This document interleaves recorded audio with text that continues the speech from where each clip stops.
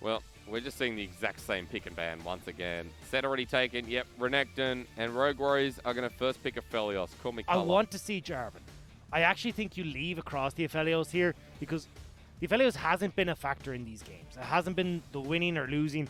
It was more the benefactor of other pressure coming through from the jungle. Now, with the Trundle still left up, maybe we just see WeiYan decide, look, we need to prioritize this jungle pressure. Because last time around, it was a priority for Ruby's Azir. This Thresh came in the exact same position here for Lei. And pick and ban the exact same until... Yeah, we're back to Trundle here for WeiYan. And I agree with this. We were just saying, hey, look, if you want to go with this, we need the jungle. We need them to be in a good shape. You get the Aphelios, you get the counter pick in the jungle regardless. And now, the only thing that's really pinched is potentially Ruby in the mid or your top lane. But either way, plenty of picks that are decent in this meta where you can blind pick them and get away with it. Well, I mean, they've got the most unique champions out of any mid lane. I think Doomby would be up there as well. So, I mean, look, they're on ace at the moment. Maybe we added a 9th there in the last few games. I think Scout playing Zoe has added number 9, but Ruby's still on 8. So I think Scout wins this one, if we want to be super specific. Going through my notes. Where is he? Where are you, Scout? No, never mind. Forget it. We'll be here for years. The LeBlanc is one to ban away, though, as you know, with Ruby. That's one of his champions. But let's continue forward. Rogue Warriors ban away Fiora. They say, we're not dealing with that again. What a pain. Yeah, look, they don't want to deal with it, but it also says that Crazy's more than likely going for this Aatrox again. Wants to make sure there's no pesky duelist that can go up against them. And Rogue Warriors, potentially with that ban, have secured a strong top side for themselves. Well, you're about to find out, because it's definitely not going to be the Mordekaiser moving into that lane. Rogue Warriors still have the opportunity here to ban away Scout if they want. I'm really surprised to see the lack of priority in Gangplank in the LPL, because it's something that we don't see a huge amount. The only one that stands out to me is Gimgoon, who plays that very well. And I think when you're looking at the likes of Misfortune, the opposite side, something like this that really struggles in moving around because of the cannon barrage, this Gangplank works in that respect, but also gives you a strong top side to play around. And you know what? Seeing the Gangplank, 369, Zoom, and Gimgoon are the ones that play it. Now, 2 of those players are still in the LPL. This is a much larger discussion, but I agree. I mean, I still love the Gangplank with the ability to focus that bottom side, which seems to be so fickle at the moment in its boring laning phase. Aatrox being looked at here, though, dagged up. And that's the one that's left open here for XiaoXiang. Look, Gangplank does really well into this Aatrox. So right now, I think is the perfect time to call for it if we're going to see it come out from Crazy. But again, Crazy has been more of the engaged top laner for this team. We've seen him flash in aggressively, worked well in a bunch of different scenarios for team fights and getting onto the back line. Gangplank's not really that style of champion, so maybe in that respect, they're not comfortable with it. What about a Maokai up here? Yeah! Do you want to see a Maokai top, ladies and gentlemen? Well, you're probably not going to see it. Look, something like a Kennen is available. You were talking GP. He must have heard you, but he's going to opt into the Kennen anyway. Look, I'm glad he hovered it just to give me a little bit of a... Look, you get a little credit. You get a little star badge in this draft, but if Kennen works just as well, should be able to play this lane pretty far back, and then look again, we're talking about create these big team fight impacts. Kennen is certainly that champion. 3rd game in a row, though. Scout is going to be picking up this Zoe. So similar compositions here, yet again, the best of both worlds for EDG, but a very different top lane, one that Crazy this time around I think is going to be a bit happier with. The only issue that I see with Rogue Warriors now is that they don't really have a definitive engage tool. You've got a hook coming in from Lei, maybe a pillar to slow people down, but realistically they need Crazy on a flank to join in and then find the back line. If they can get onto Hope or they can get onto Scout, this is going to look like a great scenario. If, however, EDG are just able to set up their team fight where they jump in with the Jarvan, bullet time over the top, Scout throws in a paddle star, EDG should be able to pick off these fights before that Kennen can get in position. Yeah, really just burst them out so the fights don't go ahead at all. But when the side of Rogue Warriors, if they do get those fights, I mean, just like that, like Shurima Shuffle, Emperor's Divide, excuse me, slicing Maelstrom in there as well. Like, everything comes together so nicely. And I am glad to see WeiYan back on this Trundle. I think the game 1 really defined him by it and made him look like a top-tier talent. So if it was the pick, we'll see. And hopefully we don't get that game 2. We get a competitive game 3 where it's not so one-sided either way. And I think this is the game where we will see that more evenly sided matchup. You do still have Trundle to stop the Misfortune ult, which means that maybe that wombo combo isn't quite there. We talked about how difficult it might be for Crazy to get into the flanks with the Kennen. This is where you really got to knuckle down and figure out all these different avenues of attack your opponent can make and make sure you're successfully defending this. I'm pretty impressed so far, though. One game apiece, EDG and Rogue Warriors both have those individual games to stand by. But for Rogue Warriors, this happened with Invictus Gaming as well. That one individual game that looked so damn good, and then falling by the wayside. Rogue Warriors vanished in that series, and are currently sitting at 1-3. This could be theirs. They just need to rinse and repeat game one. And EDG, with their new roster, with their roster that's had to be built out of this global pandemic, we'll see if they can finally get another win here, like they did over E-Stars. We get no Jayos, but we do get a game 3 in this series. Both these teams will be desperate for a win here. EDG sitting at 2-2 in the standings. They want to be the ones progressing further up the table, even taking over the likes of FPX, who are only sitting at 2-2, meeting OMG on that 3-2 standing after their victory yesterday. For Rogue Warriors, this is them coming back. This is their redemption story, where they're sitting 1-3 at the moment. They need to battle their way each and every step if they hope to make that playoffs, and it starts with this game. With this roster, never thought I'd be talking about this. Again, we really ranked Rogue Warriors towards the bottom end of the spectrum, but talking about EDG for a second, I'm just looking across the board. Just quickly note that Ruby does have Electrocute. Not important right now. Let's come back. EDG, with the roster that they brought into this year, I had them at 5th or 6th. Where'd you put them? Alir, look, that was a long time. You keep asking us all where we're putting these. You we didn't put as much time as we did clearly into yours. Hang on. Look, I put it onto Reddit, all right? You should know. You should have read it and gone, I get the joke. And you should have said, hey, I put EDG 6th. And I tell you what, I put them pretty high because I believe in hope, and I believe that the team was just as good as last year. I think I had them at 8th or 9th. I think that's where I had them. Because we put LGD really high. Like, if we're talking rankings of our 17 teams in this league, we put EDG really damn high. So, LGD. I put EDG really damn high. But with this new roster, will they be able to perform? Now, talking jungle starts here, Dagda, it was top to bottom from WeiYan, who's setting up for the bottom side, while the Jarvan in Junjia is gone from red to blue as well, but is trying to position around mid for the first gank. Won't be able to get anything much going there. I'm laughing at the Electrocute, though, coming through from Ruby, because this is the third different rune set we've seen come through from the Azir in the same matchup. Yeah. It was Comet to begin with, Conqueror in the next one, and now we're seeing the Electrocute. But, unfortunately, as Azir, you can't really trade back that well. Nope, but under the turret, if Scout takes a turret shot, you can almost get him. Ignite's going to come down, but Ruby has teleport, forced out a lane with an early summoner burn. Yeah, that was not the trade that he wanted to take there. Wasn't sure if Sket was confident enough to go for the Flash Ignite to finish him off, but would have probably gone down himself underneath the turret. Either way, though, the Zoe full control of this lane now. But the Jarvan is near as well, so you say full control, it could get worse. Hang on. Don't take that. Ruby gets ignited with the real Ignite of Scout. The one he picked up before was fake. He only just came back to lane! And he's already at half health. Consumable potions used twice over. And WeiYan will be spotted out, trying to shadow his mid laner and keep him safe. You can see Junjia making the way up towards the top side of the map. Potential with the way that Crazy's pushing in for him to try and make a play here before the wave crashes fully. I will say, just quickly before any action happens here in the bottom lane, is that really good warding from the side of WeiYan and co. Spotting out the Jarvan multiple times here. And EDG know exactly where he is. Another good ward that spots out Junjia. Kennen's just going to walk down, threaten him away, while you can see the invade came through from WeiYan. Yeah, we'll give him the level advantage as well. Has cleared a couple more camps, so this Trundle getting off to a nice start. And it does mean that with EDG not potentially realizing that the Gromp has gone down, could path towards bot, waste time with no camps there and available, and give a little bit more breadth to the rest of Rogue Warriors. While WeiYan goes up towards his top side camps, there is a lot available there and the ability to maybe make something happen in the top side. As Crazy's got some really good harass down here early.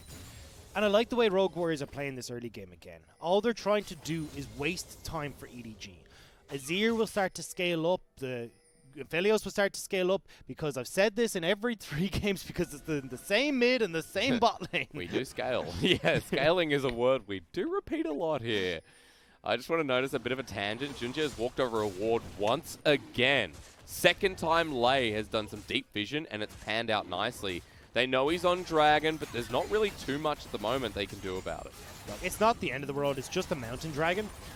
Might be. If Meiko gets caught up, he dredge lines in, but he has Gravitum on top of him. He's just outside of turret range, so Lei will take the full-on trade with Ignite.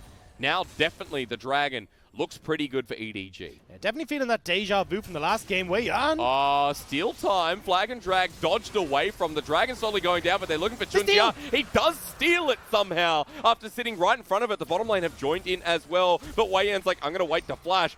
Burns it, gets out. No first blood, but first Dragon stolen away. And this is because they spotted Jarvan's only level 3. They'd wasted so much time in trying to clear that Dragon. WeiYan hit the level 5, goes in aggressively with the smite advantage, nearly kills Junjia in the process, and picks up the Dragon. Everyone who plays Salt... No. Hang on, just wait. We're going to pause. He's okay. All right. Hang on. Yep, okay. Now he's okay. But let me just say one thing. Warding saves lives. Warding is what you need to do if you're playing solo queue. Well, Ruby isn't going to be saved by wards in this lane. He's been hit with every single paddle star that has popped up on our screen and very much struggling at the moment. Levels are still even, but Scout certainly putting the pressure down on this Azir.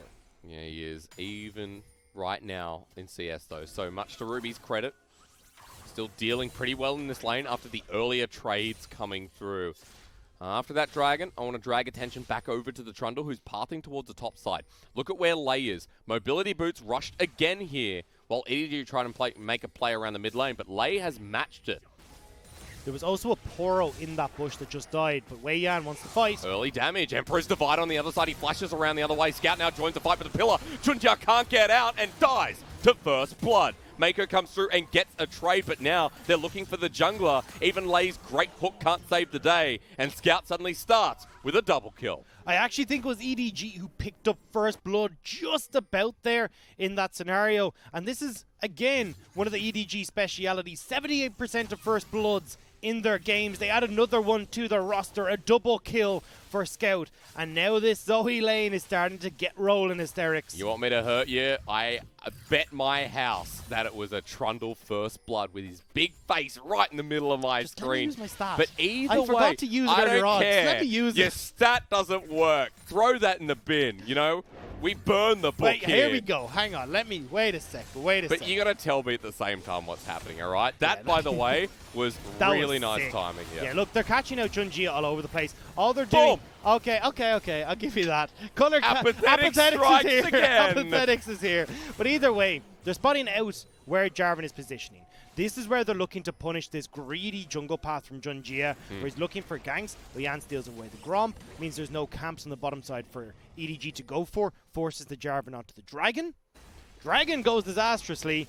Now they have vision control in his topside jungle, and they're punishing again. Still with a level lead here on WeiYan. The ward is cleared out. They know they're doing Rift Herald, but again, nothing that EDG can do about it. So for WeiYan, more farm, more gold, a Rift Herald on top of that as well. And the lane swap means that Zwuji and Lei can push this out relatively fast, and the level 6 Trundle could just drop this right here and now. And we've seen how quickly these games can snowball. Now we're seeing it again from Rogue Warriors. As he said, they want to use this Rift Herald on the top, but work through these plates first because of the way these turret plates work. Okay, the extra armor is the true damage on towards the Rift Herald, and they just want to race EDG in the bottom Something side. Clement talks about quite a lot, the Bulwark bonus, right? So that's going to be taken away. Herald gets a point-blank headbutt, and Zwuji shares the first turret gold with Lei. 1,000 gold lead here for Rogue Warriors, and EDG will not be able to get the turret trade at the moment. The 1-inch headbutt in the top side will get the tower. Now gives them the opportunity to rush towards this mid lane as well. You see Scout Not in position. Good positioning here. Ruby has the ultimate available. He The wants no flash. him. The pillar's there, but sends him on the other side. Good little trouble bubble here, but the paddle star doesn't connect, and Junjia does not give away his position. But Rogue Warriors, that doesn't stop their movement. There's 4 of them here, and Meiko has to be careful that he doesn't look for an engage. If you listen closely, you could hear Raz shouting, "Get him!" as Ruby tried to close the distance, but couldn't quite get onto Scout in that scenario. Now EDG will have a bit of a push advantage here in the mid lane and look to use Meiko to at least ease Scout back into this lane. But at least as an Azir, who almost has flash available, should be safe here just receiving the wave. And everyone from EDG now going to back as well. And that's a great time to look at the items here. No first item on the side of the carries of EDG. But if you look around the other side, you've got a Cutlass starting to build here for Crazy. Did he just take the blue? What kind of jungle monster are you? That is not your blue buff. That belongs to Ruby. Especially when Ruby's struggling. Scout has so much push pressure in this lane right now that Ruby's completely out of mana. You just took his blue and means that he's got no opportunity. As far as I'm concerned, if you're a Trundle jungle, that's inting. All right? I would report you the moment I see that happen. Do you know what the funniest thing is? EDG just question mark pinged the blue. Oh no, they saw. Oh no, because they're like, why doesn't Ruby have blue, but WeiYan does? Anyway, he flashes in. Do it Wants again. to steal it, but this time he can't. Comes to about 40 health, but he's in the pit with Subjugate. He's tanky, and it takes all 5 members to kill him. But it's the dragon, it's the kill, and it's WeiYan getting smacked for his discretion. Fool me once, shame on me. Fool me twice. I mean, they're not going to let that one happen. So EDG are able to go in, get the dragon for themselves. And add insult to injury, the blue buff gets taken away from WeiYan too. Oh, no. If Ruby had it, the Trundle wouldn't have given it over. So, you know what? That just hits him where and it goes onto Scout. Now that is insult to injury. A really nice trouble bubble here. And it's going to be struggle streak for Ruby, who still doesn't have that flash available. That's one way to clip this bird's wings. Now, Crazy in the top side. Curious to see what he is going to go for in this build. Because when you've got the Conqueror, you've got a couple of different routes you can go. Yep. We've seen the AD Kennen come out before. I'm not the biggest fan of it. Would prefer to see him tend towards this AP heavy stall and go for this flank gank pressure we were talking about in these team fights. Well, has himself an amplifying tome, so Gunblade on the horizon here for Crazy. We haven't talked much about the top lane, but a 20 CS advantage here on top of XiaoXiang. And everything available there for that top lane. But meanwhile, WeiYan trying to clear the vision that was established by EDG around the dragon. WeiYan doesn't have the flash, so if he gets caught out with the trouble bubble, Scout could kill him. Is it WeiYan who's getting caught out, or Scout? No, maybe it's Scout now. He has his flash available. He uses it to dodge the death sentence, but almost goes into it. The Shurima Shuffle dodged by Scout. What a portal jump here from the expert mid laner of EDG. Oh, Meiko trying to see if they can get in to help out Scout, turn that play back around.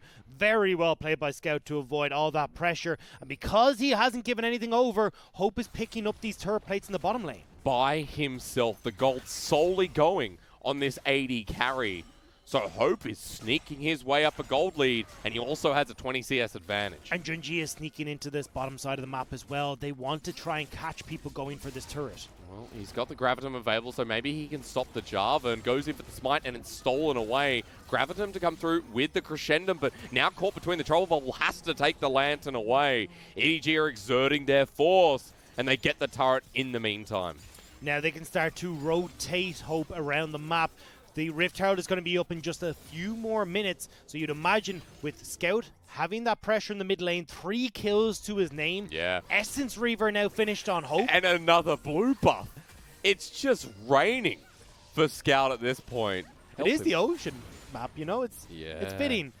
Although Ruby seems to be on deserts on the far side with very little mana to work with to keep Scout in any order. Now, all things considered, and in all seriousness, still the Azir at this point with the pressure on Ruby, still within arm's reach of 10 CS. He's got the shove here, and the rest of Rogue Warriors are waiting nearby. They're trying to bait Meiko in for a hook so that they can turn and get the kill. They need to be on the opposite side, though. Rift Herald is what everyone's looking towards. Nobody on EDG is going to start walking bot lane. But this time, maybe if they walk into this brush, Lady only one spotted, Zwuji walking forward as well. Death sentence close. But Rogue Warriors now have the priority through the mid lane. And it's a 4 versus 4 in the making. Quickly, you can see on your bottom half of your screen before it disappeared, gold between these two AD carries, an extra place going over to Hope. So a nice little bit of gold going over towards the Misfortune, who's got the 2 assists plus a 30 CS lead for herself. Bubble though from Scout, not going to have the confidence to jump on top. But for EDG, it just goes right on back. The priority is theirs, and they can zone them out with Scout too. Don't forget that this Zoe plays so well through extended mid lanes. So for EDG, they get the shove, they back away to Herald, they still want to bait in the rest of Rogue Warriors. Trying to see if Rogue Warriors will take that one step too far. Junjia on the side. Scout though, not really pushing too far forward. Still wary of what Rogue Warriors can do. I think at this point, he just doesn't care. Look how confident this man is. He's landing every trouble bubble. So we're A-ramming. This reminds me of EDG. We're nearly A-ramming. EDG have XiaoXiang at the top. No, apparently we're fighting. Good shuffle back, but Meiko, he will click the clock for now. As Scout goes in, bursts them down. That's a 1-for-1 trade. Jungle on the side of Rogue Warriors, and EDG might back away, but still bursting through Scout. And this is the problem you have with Zoe. Even in these scenarios where you should have the man advantage, she can poke from so far away that it feels unfair. It feels like you can't do anything. And for EDG, that's exactly where they want you. Aatrox working on this top lane tower. Kill for a kill in the mid lane. And a lot of pressure on this mid lane turret. All the kills are going to Scout, though. Level 11 means accessibility to portal jump so much more regularly.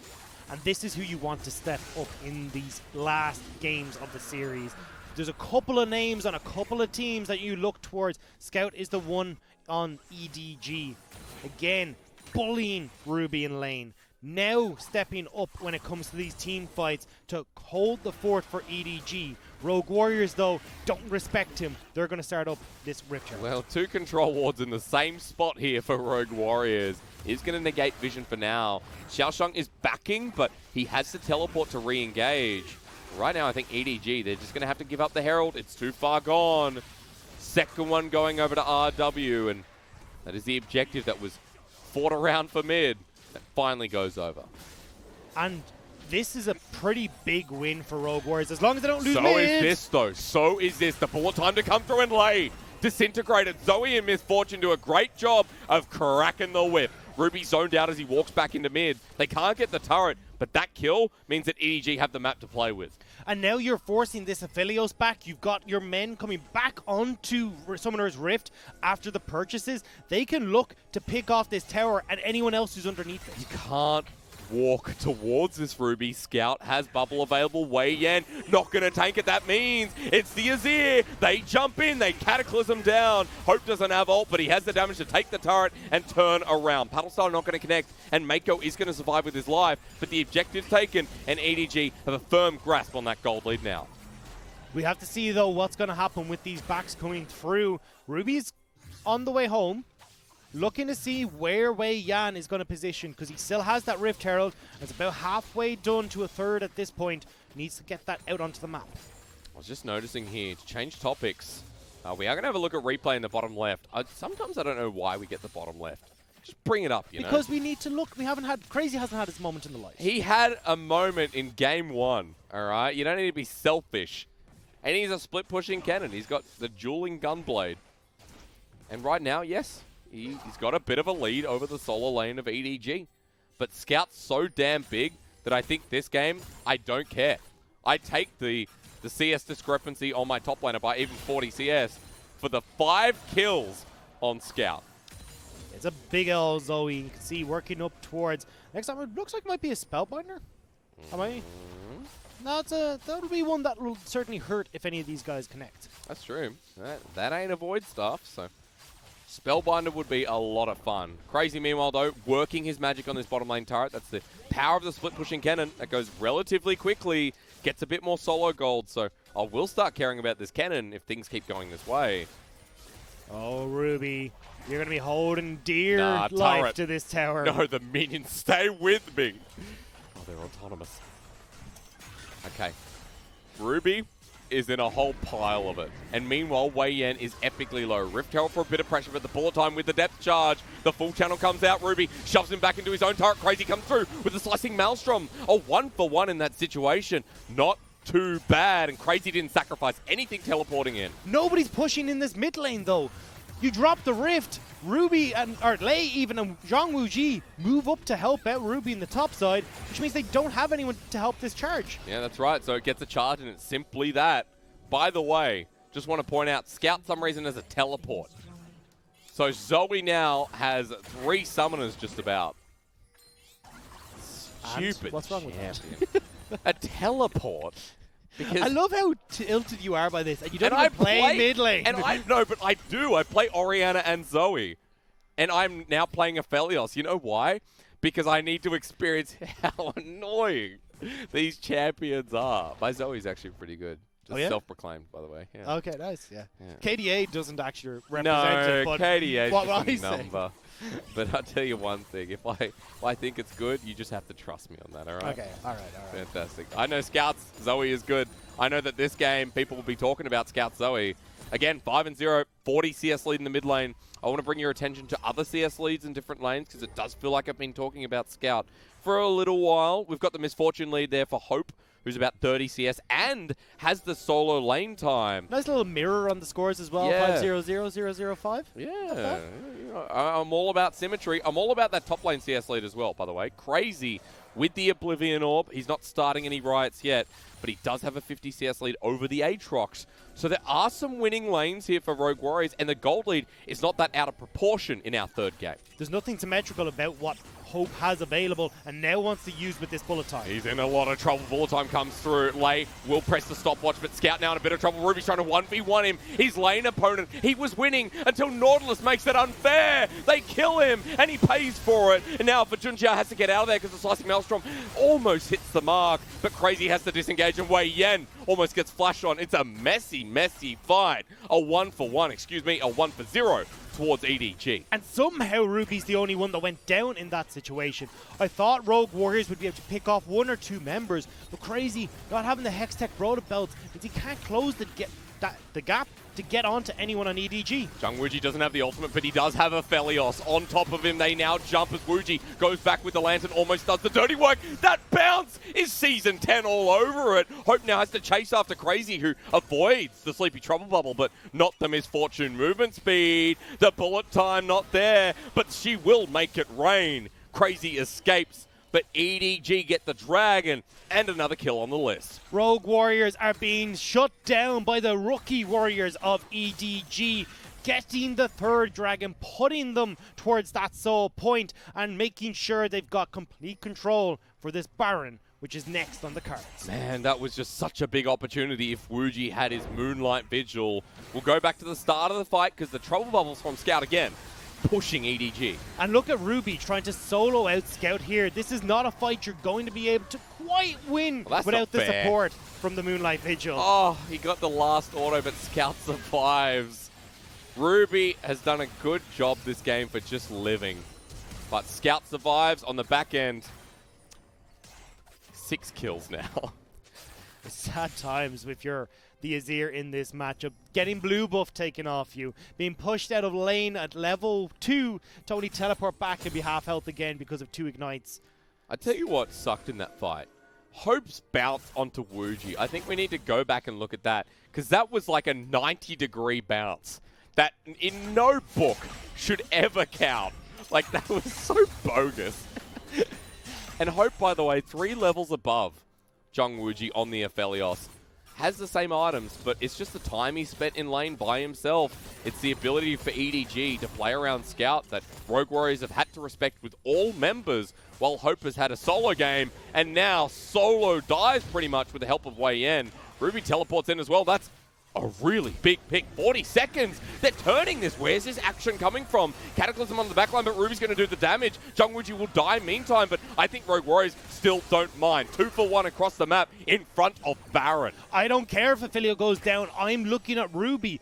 This is the carry for Rogue Warriors right now. With Hope down, with Junjia down, they can at least get these waves back in their favor. I think Baron, bit of a stretch at the moment. They don't have the damage to force off Scout. Especially, yeah, the Zoe in the back of Baron Pit is always scary. From the red side into that Baron Pit, very different story. He's got a Rabadon's Death Cap, by the way, as his second item.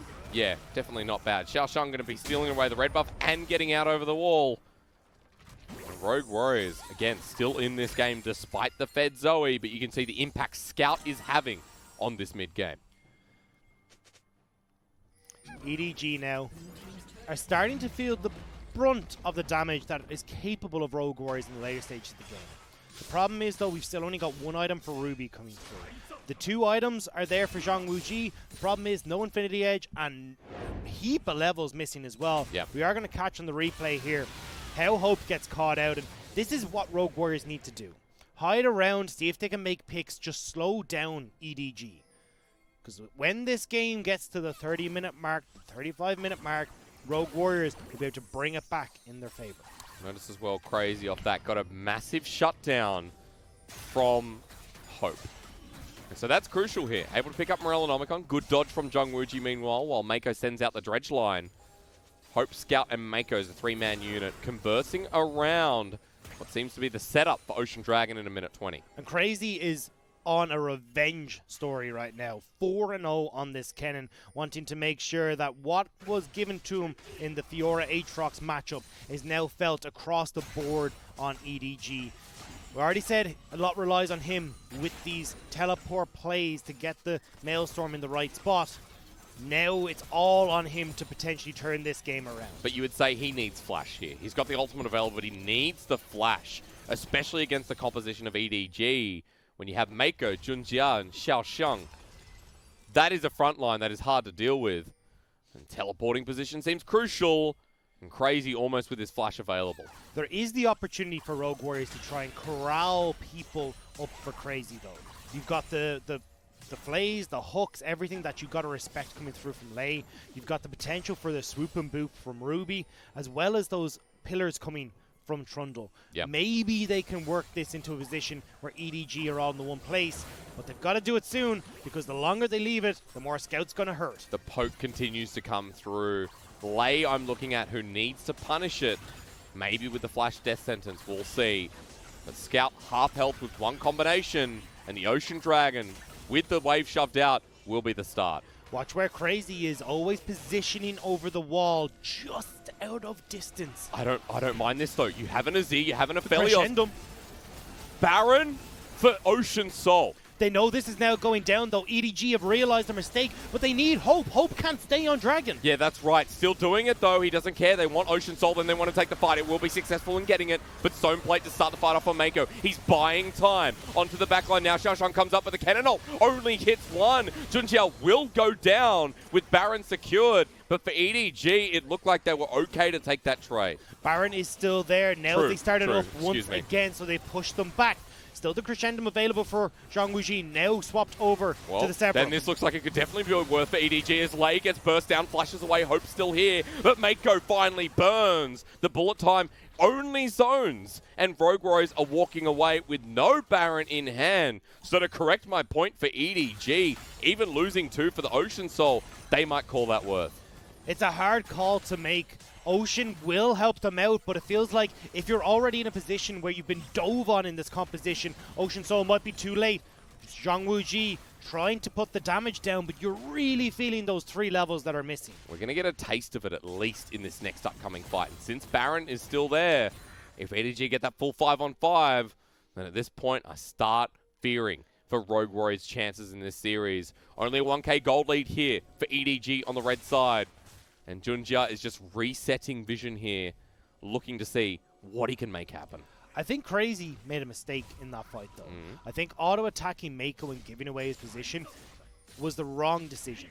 I think if you're playing this Kennen, that sneak attack is so much better for the mouse than anything else. So if you're able to get on, if you can move EDG into position where you can actually get that big engage off, it means so much more to Rogue Warriors. Now, though, we're looking at items above board being completed for Rogue Warriors, and potentially being enough for them to carry these fights. Well, we've got a BF sword, we've got a Cloak of Agility, IE on its way. I think Junjia, that's going to be the most influential item here in this next engage. The ability to crit and burst out before anyone from EDG can get that Ocean Soul off. Shove still here in the mid wave. EDG relying on Scout to help clear it with hope. Crazy spotted. Knows he's into the Aatrox on that bottom side.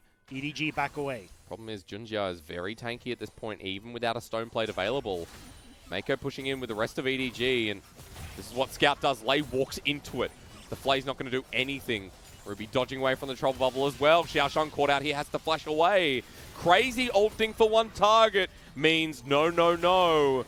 We could just get Baron as EDG. And how do you try and control this push? Even if they don't go for Baron, they can look to poke over the walls. No one to deal with Scout. Rogue Warriors have lost this inner turret. Hope just walks forward, takes it. Priority over mid and priority towards that pit. Vision getting cleared out with it as well. And Rogue Warriors could have made the biggest mistake of the game. The good news for Rogue Warriors is that EDG don't do this Baron particularly quickly. So there's the potential for them to try and slow this down, use the blue trinkets that they have to spot it out, and not actually move into a position where a Scout can pick them off. Still surprised we're at this point. I mean, we did ask for a competitive Game 3. We got it. And each Game 1, Game 2 respectively was one-sided. And we're at a point where one play could really define who wins this series. Both Rogue Warriors and EDG, let's just remind you, Rogue Warriors are sitting at 1-3 with a series win over Suning. And that's it. They took IG to Game 3, but apart from that, not too good. And now they're trying to end it here, but it's not on Rogue Warriors' side. WeiYan gets caught out, has to pop the stone plate to subjugate and flash away. And that's the go signal. EDG realize now we can turn towards the Baron. Jungler low, although that Maelstrom is going to be up in just a few moments for Crazy. Flash teleport with it too. Crazy almost level 16, but he's pathing upwards. It's still a 5 versus 5. WeiYan coming out of base now. Ruby locked up by the trouble bubble. Can he start to pick these members off? You can see EDG, just the threat of Rogue Warriors approaching, pushes them off. But it is trying to pick people off. Well, Zwuji has heal and flash available. WeiYan's like, is he coming? Is he coming? Scout is still the biggest deal on this map. And these troll bubbles stop landing them. Scout in position now as well. Here comes the paddle style. Zwuji has to flash away. And the Flay does okay, but Lei's dead. Oh! And Scout jumps forward. A double kill for the carry of EDG. 2 members dead, Baron alive. And every time, Scout is picking off members from way down in the back. EDG will pick up the Baron. They've picked up the Ocean Soul. Elder Dragon is in a minute. And regardless of how competitive this game has seemed, it looks like EDG have got Rogue Warriors number. Well, Game 2 was XiaoXiang's time to shine. Game 3 is back to the roots in Scout. This mid laner, who people would know once upon a time studied under the roots of Faker. Many years later, he's still got it. And he might have had EDG's Game 3 win on a platter with Baron now in hand. The better SKT understudy will win out in this one, it looks like. Scout versus Crazy. Crazy trying their best to be the carry on this Kennen, but the Maelstorms have not been on point. Potentially one last fight to turn it around for Rogue Warriors. But remember, the Ocean Soul is going to be massive here. And to kill EDG is going to rely on a miracle ult combo. Oh, combi, I like that. Between Crazy and Ruby with the Moonlight Vigil on top. Execution, everything here, and Lei may have done it. Here comes the Flay on top of Meiko. He's forced to flash away, but remember, Stone Plate is almost available. Scout comes in, misses the trouble bubble, and the full 5-on-5 will have to wait. Dragons here, reset or recharge. Subjugate was used by WeiYan, though. They wanted to burst down this Nautilus. They weren't able to do so, so now they're relying pretty much solely on either a big ultimate coming through from the Aphelios or the Kennen. But let's look at his items that he has. Calibrum, he has Crescendum. He needs the Infernum, he needs the Sephirum. And Infernum's now available. Scout looking for the pick. Crazy caught out here a little bit. Uses the Gunblade, but the level 16 Kennen still has his ulti and flash. Scout trying to poke over these walls. Rogue Warriors, the longer you stay in this jungle, the more opportunity you have for one of those paddle stars to hit. They can just do it. They can just push mid. Look at the positioning here of Rogue Warriors. EDG can just push down the mid lane and look for the inhibitor turret. Baron is still up for another minute. These Oh minions my are going to die Scout quick. is 1v2ing Lei at half health once again. Inhibitor's going to be opened here, and EDG are making Rogue Warriors run back, but in the positioning chaos, here comes XiaoXiang. The trouble bubble onto the AD carry has done everything World Ender to make him go a little bit gold on the side. XiaoXiang ignited, but Crazy's here, gets the solo kill. The Kennen strikes back, while the rest of EDG say, screw it, let's get the inhibitor. The sides of the map have been reversed here. EDG, they're calling different directions. Some are going for Dragon, some are going for the base. Yeah, what are they doing? The backs need to come through. Junjia is going to stop it here for now. WeiYan with the help of the defense too. So Hope tried to be frisky with it, but the game goes on. Did force Rogue Warriors on the recall, though, to get back into position. EDG have bought themselves enough time to now set up again. The hook! Caught out. What a death sentence, and the Kennen ulti to come through. Junjia will survive, but EDG are on the back foot with Infernum in hand. Scout has to watch as his team is disintegrated right in front of the Elder Dragon. Junjia is still in base. They can burst this down before the jungler gets there. This could be the turnaround from Rogue Warriors. This is everything to them. The Elder Dragon denied from EDG with an Azir, with an Aphelios, and a pretty big cannon. Holy crap, Rogue Warriors. When we tried to knock them out, the hook from Lei, the setup for Crazy, and they ripped through health bars on EDG. And now with Elder Dragon, how much can they get? 20 seconds till Hope comes up and available. Baron's not there. The fight for Rogue Warriors evened out against the Ocean Soul, and the gold only 3,000 at 35 minutes. Now, at this point, we're waiting for that one team fight. A lot of structures to be taken here from Rogue Warriors. That's the only downside.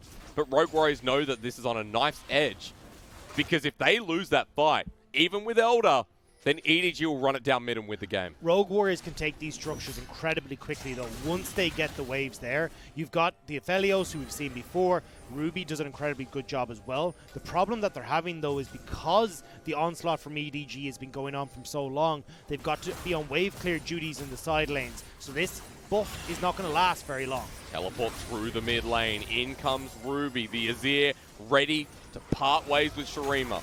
In through the mid lane turret. They're looking to poke them down.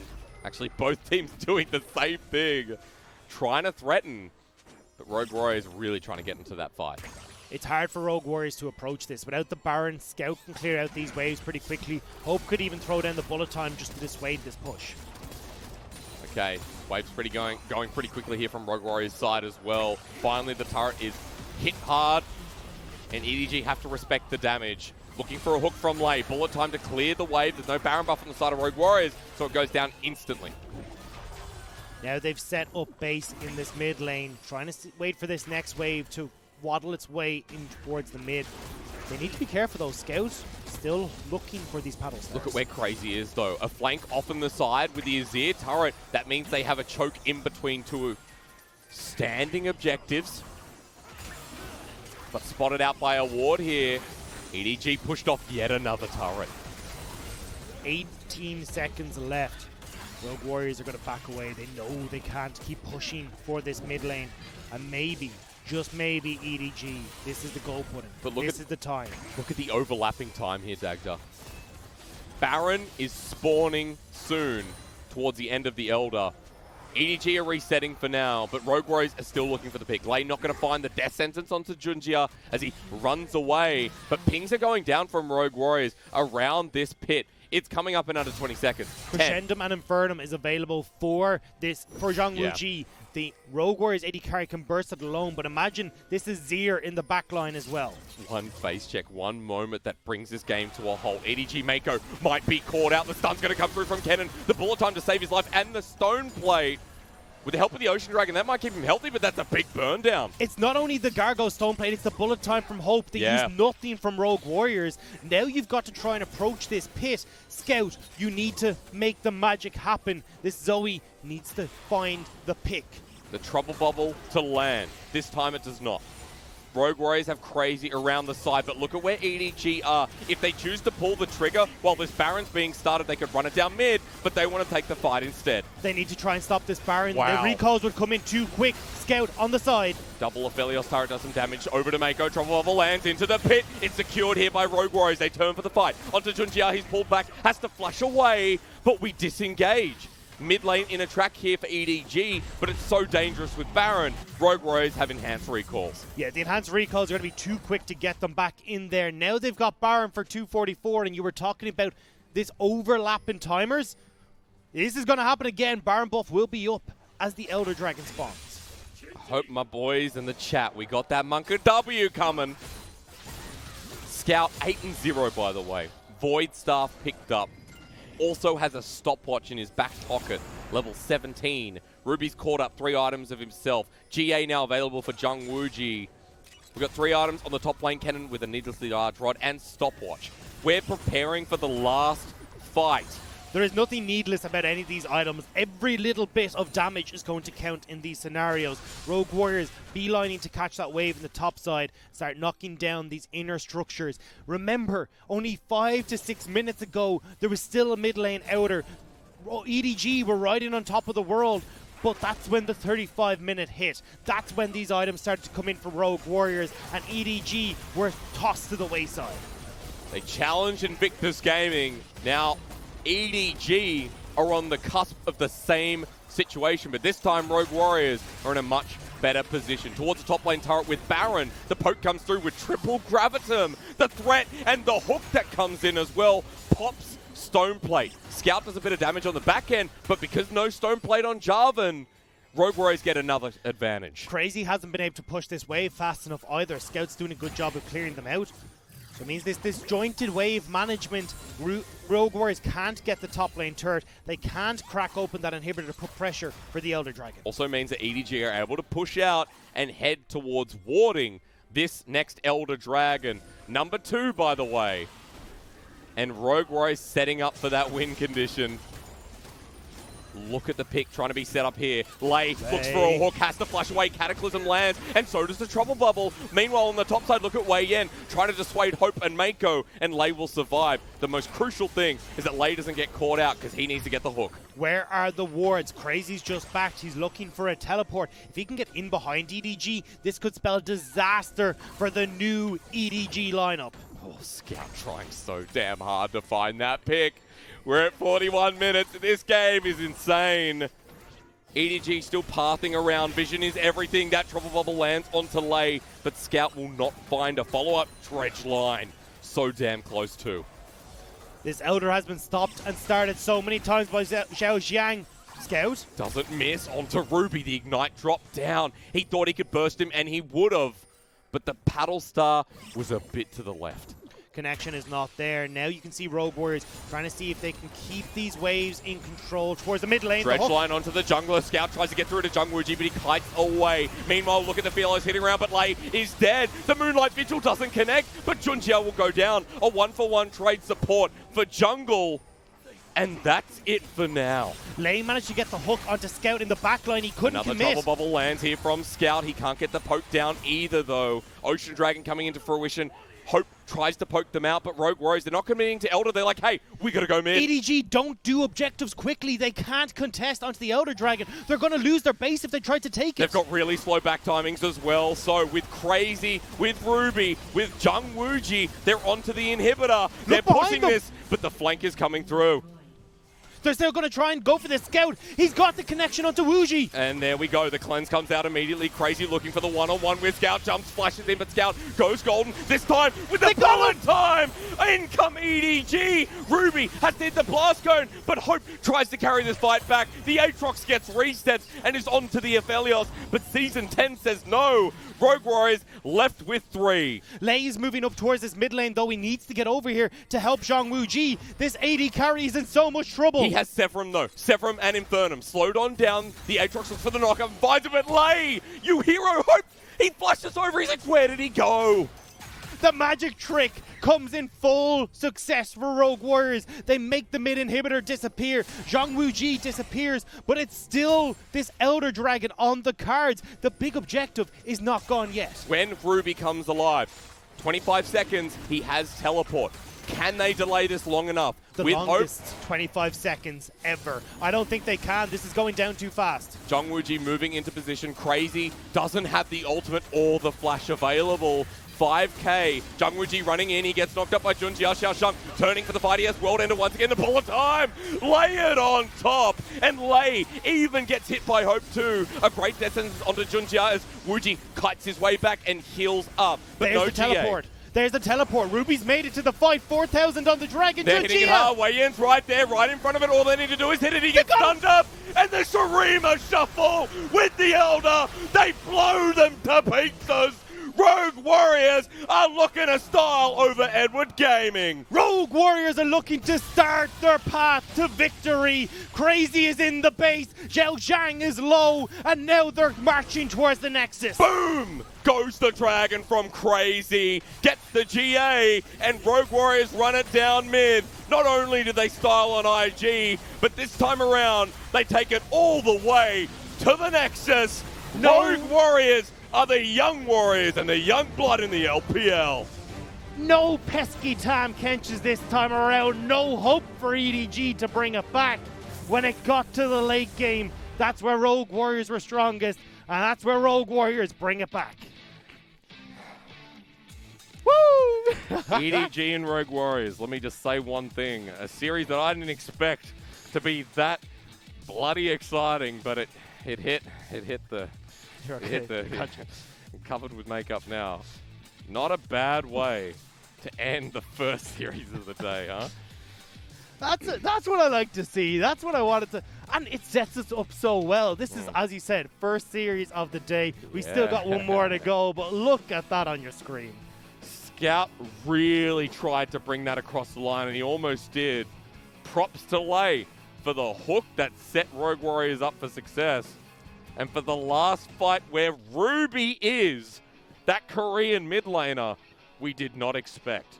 No, and especially when Zwuji, yes, fell to the wayside early, was able to bring it back, but Ruby was the big carry. He held the mid game together for Rogue Warriors long enough for them to find the victory when it got to the late game objectives.